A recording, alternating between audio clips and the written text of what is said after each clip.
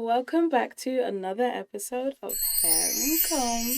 And today we are reacting to I'm not actually entirely sure.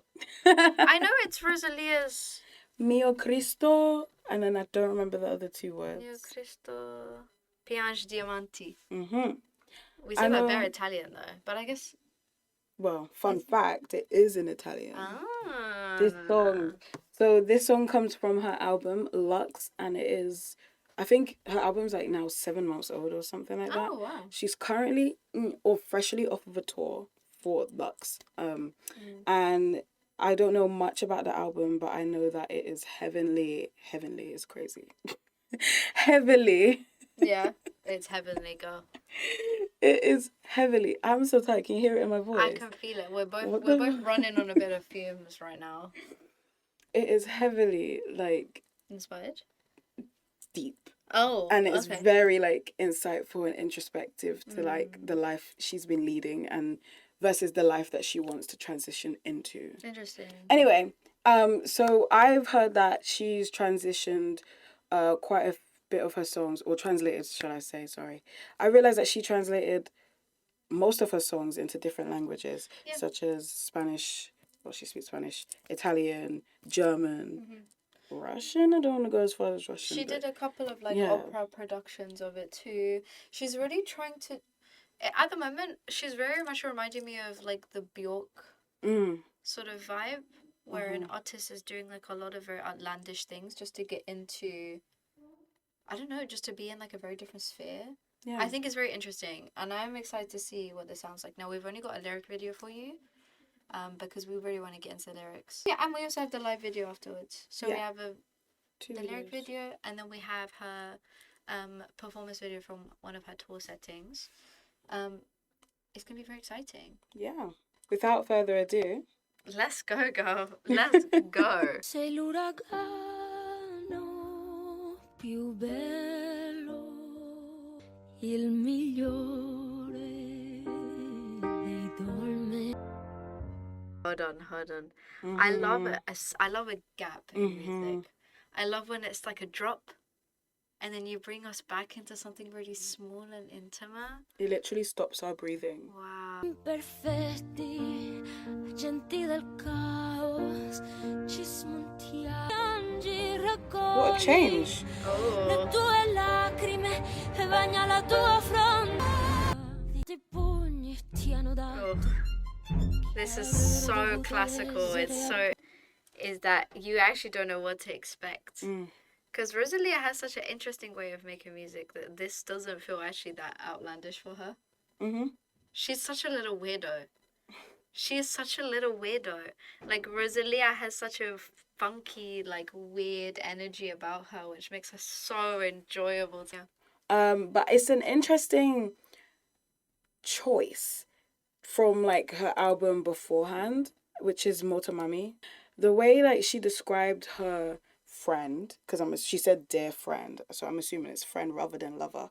She described her friend more like Christ. And it's interesting because it's very taboo to mix religion into comparison of human, because technically in the religion Christianity you're not supposed to do that, although you're not supposed to say that you're God and be like a god, but you should also walk in his light at the same time, so be godlike but not him himself, if that makes sense. There's a fine line to it where comparing religion to someone who's human can come off as offensive, but in the ways that it was described in this song, it was as if they treated Jesus differently. He came as this perfect person, but yet they still bashed him and didn't believe him and abused him and tortured him. And she kind of gave that picture when she said, I don't remember what she said specifically, something like they hit you when it's supposed to be hugs, something like that. Yeah. And it's just I love the different imagery that she brings about God upon this human that is her friend, because she comes in, the first line is something about a hurricane, My gosh, my memory is not that amazing. I have I remember parts that of a sentence that is important, but describing her or this person as a hurricane or like something destructive but also perfect and human and also like theirs to keep is literally how a Christian would describe God. So I mean, I can't tell if this person is, if Rosalia is like idolizing this person, or if like she just, I don't know, found a relation to how she just feels about this person. Obviously, describing it to the max, because in songs and in songwriting, it is acceptable. It's mostly like the most safest space where you could just exaggerate as much as you want to. This is true.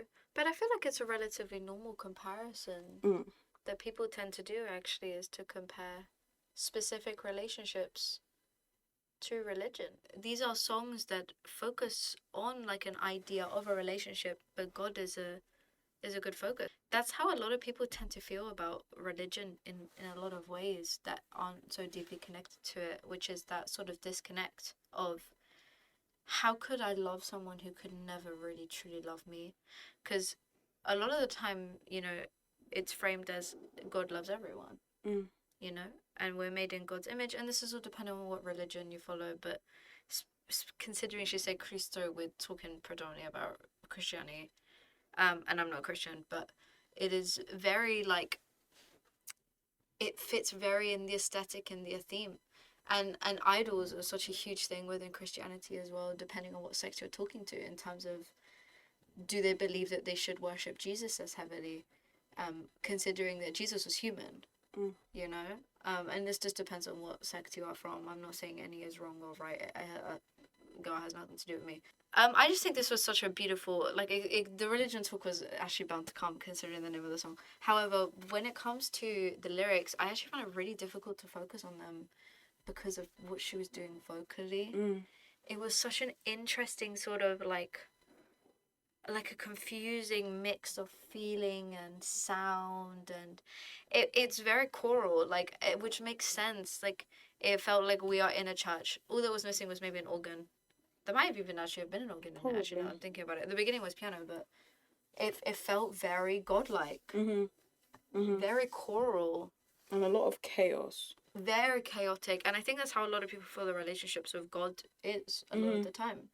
It's a turbulent pathway, especially if you don't have like a clear direction on how you want to follow or find your God. I feel like she had to have read some of the Bible or some of the passages surrounding the Bible that led her up to this production. Because to articulate the lyrics in such a way where you're describing both God and human in like similarities in how you see the God in them, basically, and also pairing that with the chaotic but churchy and godlike instrumentals. She must have like researched so heavy on this topic. She could have also just grown up in it. Like, Argentina is a relatively like secular country. Like, most Argentinians are Christians. How interesting. I really think this was a great watch. Yeah. A little bit of a hard listen, because I don't get it straight away, which is where it gets like difficult. But I think with a couple more listens or a couple more tries, it'll start to make a lot more sense. Rosalia, you've piqued my interest. You've piqued it. I'm interested to see what this sounds like live, though. Let's see, because, you know, it's always different. And its true form comes out when there's a live production of it. This is true vocally, too. Because studio recordings and live vocals are very, very different things. But, yeah. Oh, the wind, beautiful timing there.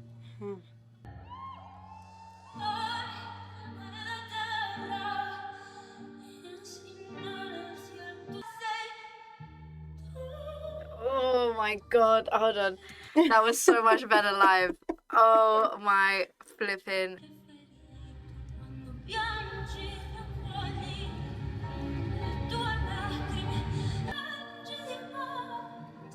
She looks in pain.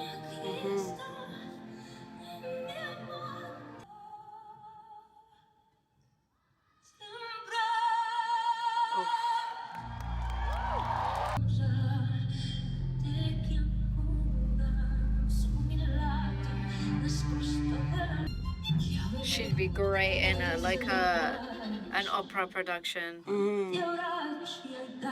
And it's crazy because she's not even doing that much with her facial expression, but I think her eyes are really telling all of it. She's changing her eye structure. Ooh. Oh, it looks like she's about to cry.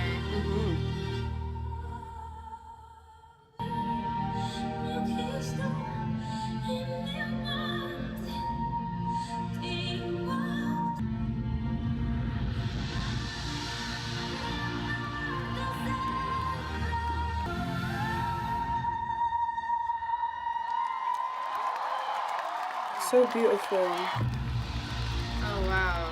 Oh wow. Wow. I wonder if those dust particles were real or like. They must have been. That was a lot of dust particles. Guys, gets dusty. But that was too much. Biggest I would have coughed. Mio! There's probably that much dust in here right now. That was beautiful. That was gorgeous. Wow, oh wow. I wonder if the song is about like words of encouragement to the friend. Like getting I feel like down. we have to look at the lyrics though properly. Yeah. Because I feel like this isn't as easily explained in like one video. Like at least with Milo J we had like physical things to tie ourselves back to it. But with the Rosalia one, it's very much more abstract without any basis. Intrigues me. Yeah, it's a really interesting way of songwriting. It just takes a little while for people to click onto it. It's true. But not all songwriting is personal. You know, I feel like this is true. This might have derived from some sort of like story. This is actually much more of a likelihood actually. Yeah. It's giving that. But maybe she adapted it in her own personal experience or in her own way. Wow. Like I just wonder like in the song which part she plays, because this, even though she's describing her friend as Christ-like, she is also dressed in white with like the white light hitting behind, making her shine, which is a depiction of God, basically, the white light and all that. So I wonder where she stands. If she's involved in this personally, in her songwriting. It's just so many questions that I would love to know. And to be honest, this is why we're doing the after hours, because then we're going to research into her mind and when she was constructing the this song. process of it, Yeah. But for now, off of like what we interpret, that is how I feel. Interesting. I'm not 100% sure. I'm like 50-50 if it's a personal song or if it's literally just overarching type of thing.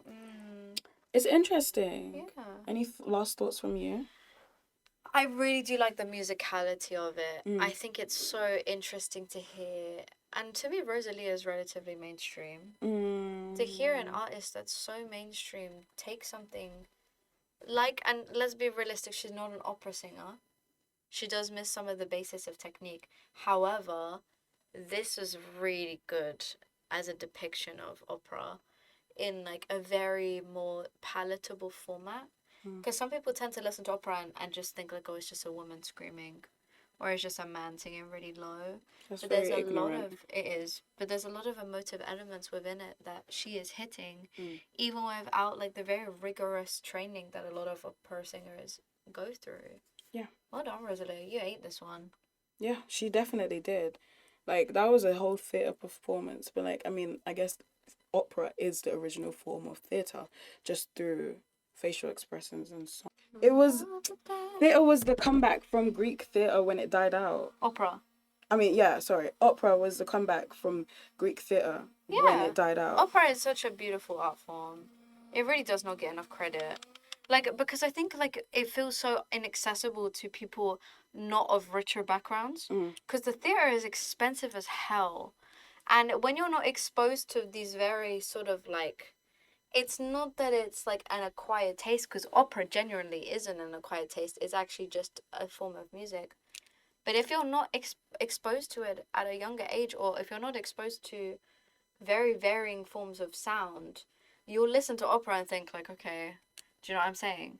So I feel like a reason why a lot of people tend to shy away from these sort of concepts is, number one, they don't have the training for it and it's not easy. And number two is because they know a majority audience would not enjoy it. I think it's just a really good body of work. And like it's so interesting to see artists do things that aren't expected of them. Yes. And I love that. This is what happens when you build a core fan base that you know will listen to your stuff even if it's not what they joined you for. She knows that what she makes, as long as it's good, it would be appreciated. Absolutely. Shout out Rosalia. This is great, girl. Yeah. Give you your tens. Definitely. Like, she definitely built a fan base that is inspired by her lyricism and her inspirations, like where she sourced her lyrics and storytelling from. And this is a key example of someone who reads. She definitely reads. Yeah, open a book, guys. Please open a book. Your story, your songwriting will show you your own depth of mind. Yeah, I mean, you're only as good as your tools. And remember, if your brain is not that sharp, then you struggle with a lot of other things when it comes to creativeness. Yeah. It doesn't mean you have to be majorly intelligent. It just means you need to have a wide range of understanding of different things. All right. Beautiful, Rosalia. Well. Oh. Thanks. Do you think she would ever do a tiny desk? I tried to see if she did do one, but I could not find one. It's not in her niche. Do you think? I feel like it's very in her niche. Is it? Why? Yeah. How? Because like it feels like very something that she would do, like a live performance in a really intimate format. Of which era? Like that. She'd probably do like the kits, and then some of the new stuff. I guess, but she's such a person where everything is cohesive. It would just strike me differently if she were just to mix different eras like that. Because they're so different. Motomami, even though this is what actually gets me as well, because she does do Motomami in the tour as well. Yeah. But that's just to appeal to the audience that want to hear Motomami songs. What if she likes it though? Obviously, I'm sure she likes it. But the thing is with Rosalia, the way that she's doing it, it feels very bare bones and very like kind of guttural in a way.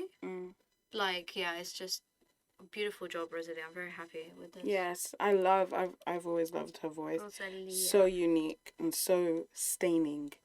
Like, it stains your brain. Like, it's literally a line that she said. Oh, shame. I didn't even know. Not that it stains your brain, but like, I'm a stain. Well, damn. She's a stain. We're all stains. And a giant white cloth. Anyway, thank you so much for watching, guys. We really hope you enjoyed this one. We are now going to go film the after hours, which you can find on our Patreon. The link is in the channel description. Subscribe if you want to hear any of our extra thoughts based on all the information that we find after this. And also let us know your thoughts and your theories down in the comment section below. We would love to read through it, and we definitely will on our podcast episodes. So... And don't be afraid to correct us too. Yeah. Because again, we're just reading and taking from this what we're seeing with the words. We don't know a lot of the context, nor do we know a lot of the background, which we are going to learn right now. But you can tell us about it in the description, and we will, not description, the comments, and we will respond.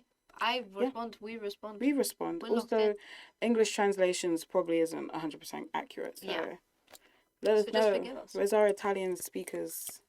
Come to the front. Come to the front. Anyway, we'll see you in the comments and in the next video. Bye.